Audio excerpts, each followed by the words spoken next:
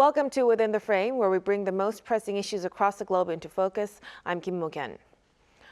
Opposition leader Lee Jae-myung is back on the political game and possibly the presidential race. On Tuesday, an appeals court overturned his conviction on election law violations. The court ruled that prosecutors failed to prove their case, dealing a blow to the government's legal offensive against the opposition.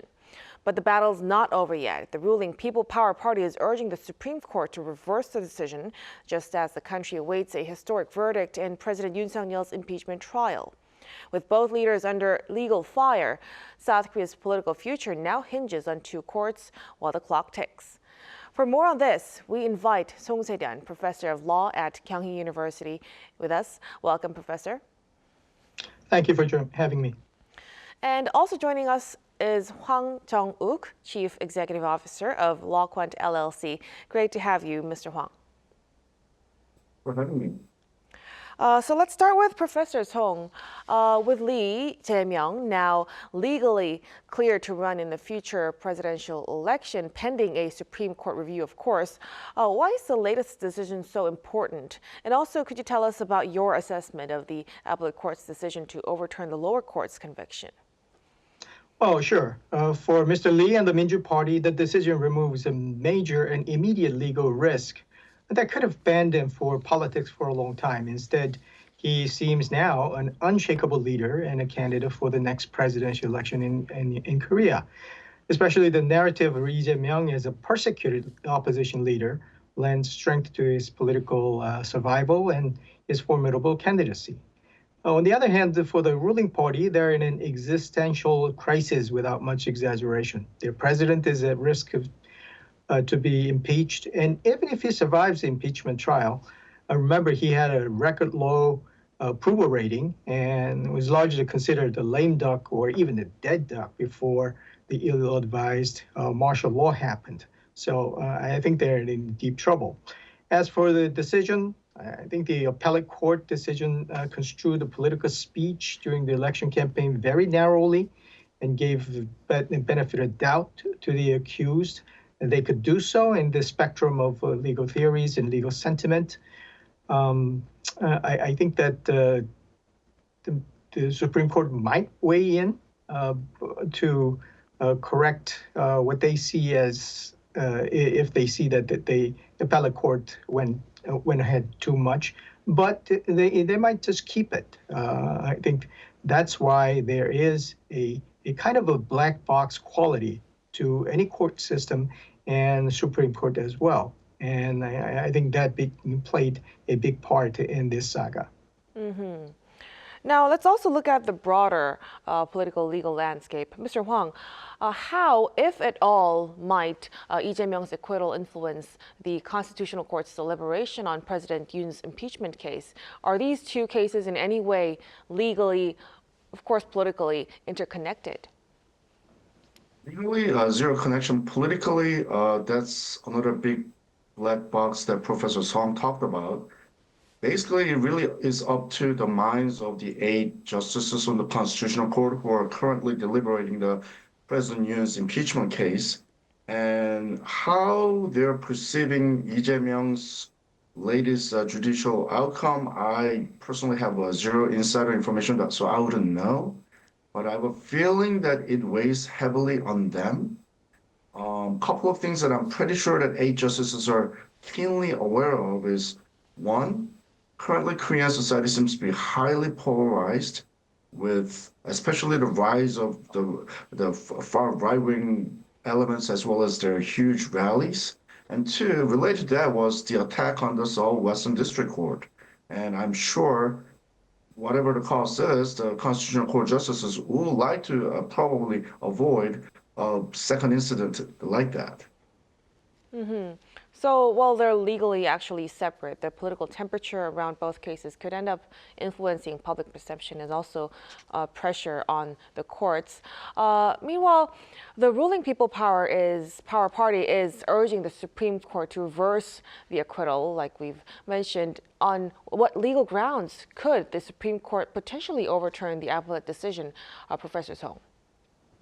Well, the constitutional questions usually seems to be a balancing of two different values. On one hand, you have a pretty good value of allowing the free speech during the election campaign so that they could talk about the important matters freely.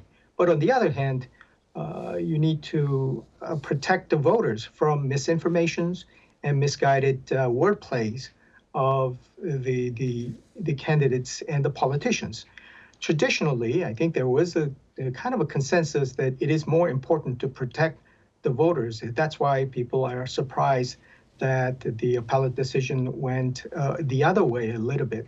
But both are good values. So I think that the People Power Party, what they would include in their priority list is that the Supreme Court would see the value of going back to protecting more of voters' right not to be misled rather than giving more freedom to the politicians.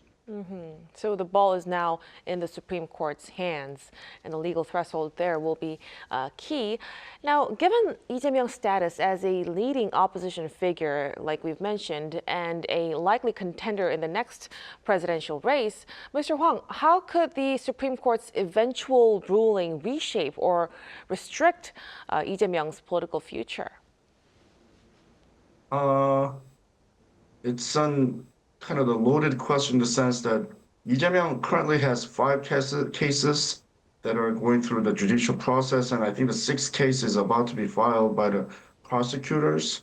And it's actually a matter of debate, even if Lee Jae-myung is elected, whether those cases actually stop. There is no precedent under Korean law, and constitutional legal scholars in Korea are somewhat divided over this question. The question is, we do know that the Korean presidents do have immunity against new prosecutions and new investigations. That's clear from the constitutional law, the language. However, what about the pre-existing ones?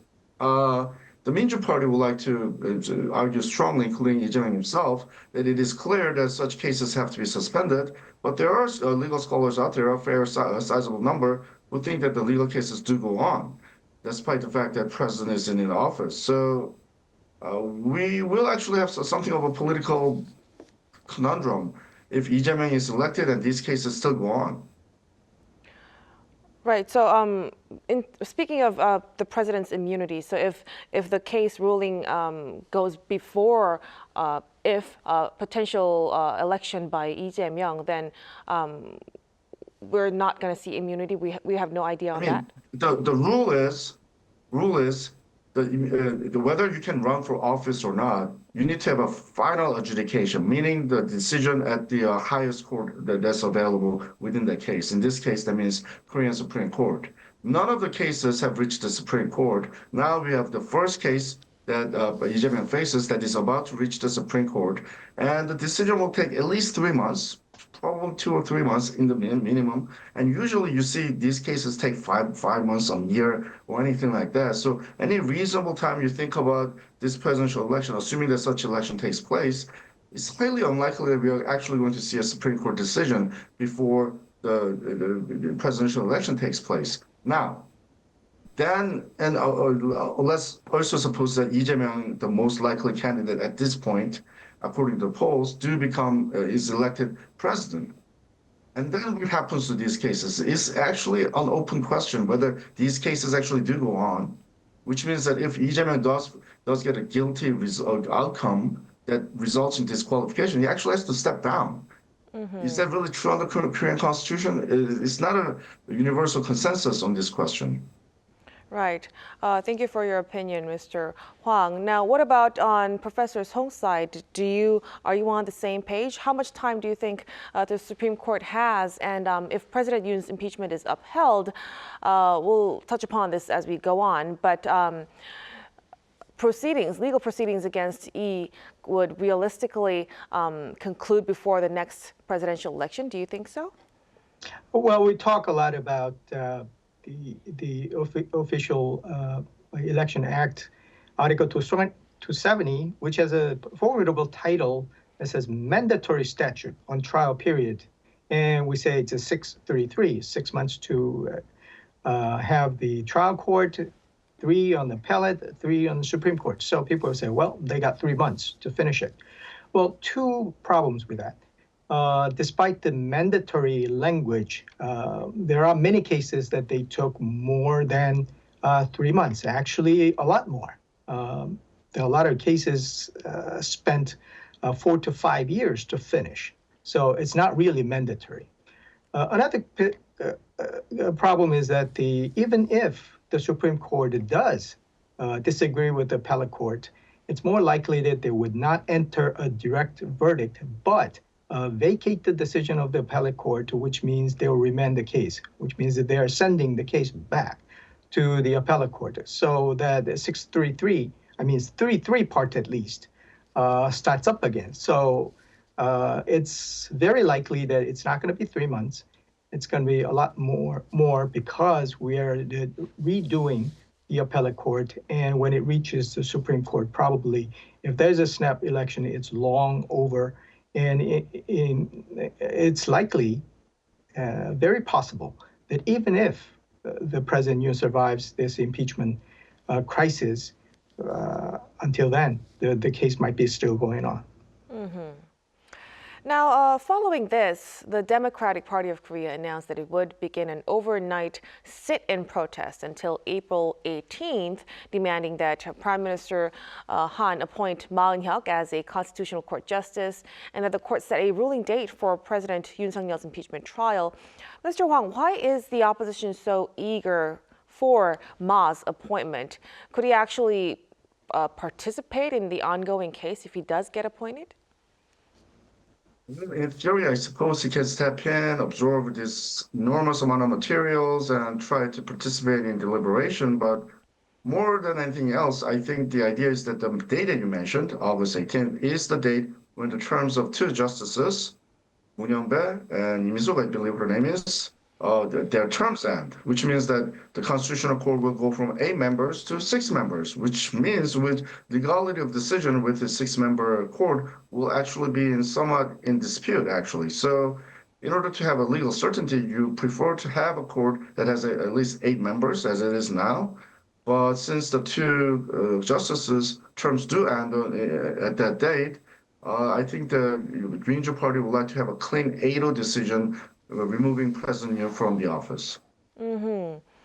Now, what about Professor Song? Do you think that, given that the 2 justices are retiring in April, do you believe the court will be able to issue a ruling before then?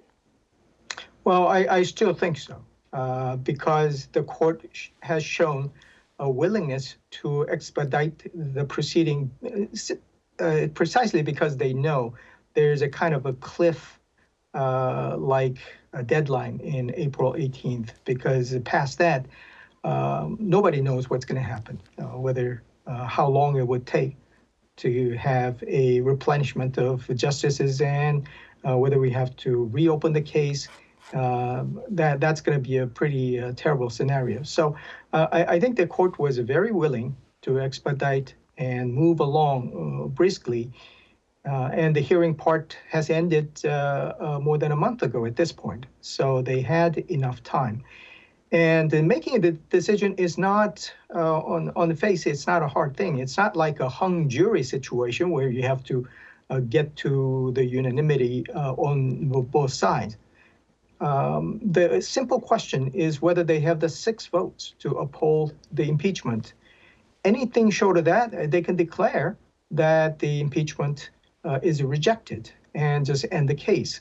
At this point, I think that the discussions among the justices, they probably think that they have not exhausted the discussion of the issues. But if that's the case, probably a month is a pretty long time, and anytime soon they could decide, they could determine that they have talked enough and get to the final vote and see if there is a 6 votes. If not, they'll reject it. If there is, then they'll uphold the impeachment. I think anything less than that, I think that the blame for the Constitutional Court would be too great to say that they neglected their duty. Right. Now, we had been expecting President Yoon Suk Yeol's impeachment ruling to be held today, but the justices still seem to be in the process of putting their heads together. Mr. Hwang, why might the Constitutional Court be taking longer than expected to announce a verdict on President Yoon's impeachment? Are internal disagreements among justices common in these kinds of cases? I wish I knew, actually. I mean, the expected date for the decision was last Friday. And when last Friday came and went, people thought, well, surely by next Friday, meaning today, we should have a decision. But obviously, we don't have the decision. We still don't even have Constitutional Court announcing that they'll announce a decision on a certain date. So who knows? And plus, there are a lot of rumors swirling around, a lot of, supposedly some reports, insider reports even, that leak information about what's going on. I find none of those leaks very credible at this point. So far, the 8 justices have been pretty successfully kept their mouths very tightly sealed. So as far as I can tell, there is no really credible information out there that tells you, what is really truly going on among those 8 justices. So if I can have to speculate, it is a little weird that things are taking this long. Either they dismiss or either they remove President Yoon. I think they could have reached a decision relatively quickly. Are they debating issues? I don't know. It doesn't look like it. It might be just that, some justices think that, rendering decisions either way is too politically risky. Maybe they just want to just delay things as long as possible and just wait for the terms of the 2 aforementioned justices to expire and let just things go into in the wilderness, maybe. And I'm just speculating here. Yeah, of course, we still don't know what's going on, but yeah, we'll really have to see how it goes. Now, finally, to Professor Song, with both the president and the opposition leader entangled in major legal battles, what do you believe are the key legal and constitutional principles that must be upheld in the coming weeks to preserve the integrity of South Korea's democratic institutions and also the rule of law? Well, first and foremost, we have to respect the institution of the judiciary and accept the final decision regardless of how it turns out. But as kind of stepping back, it is weird to we're waiting for what they say, what is essentially a political question. If politicians don't like the decision, that's perhaps because politicians put what is essentially a political question to the judges who are not and should not be decision makers on political matters. Judges have a different mindset as the law allows them to be. And that's why we have liberal judges and conservative judges within the spectrum of the legal spectrum and values. It is better not to force the judges to make political decisions. They're good legal minds, but oftentimes make terrible politicians. And we see many examples in the lawmakers who used to be judges. I think that the kind of story that we're experiencing, the part of it is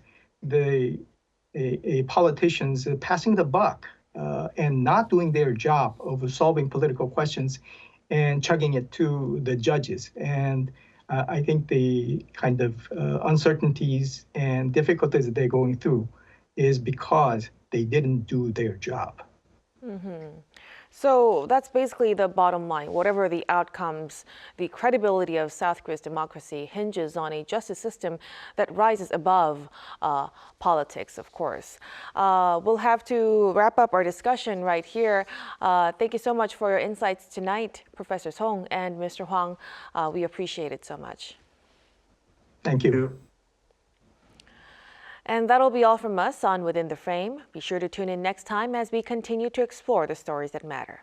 Till then, stay informed and engaged.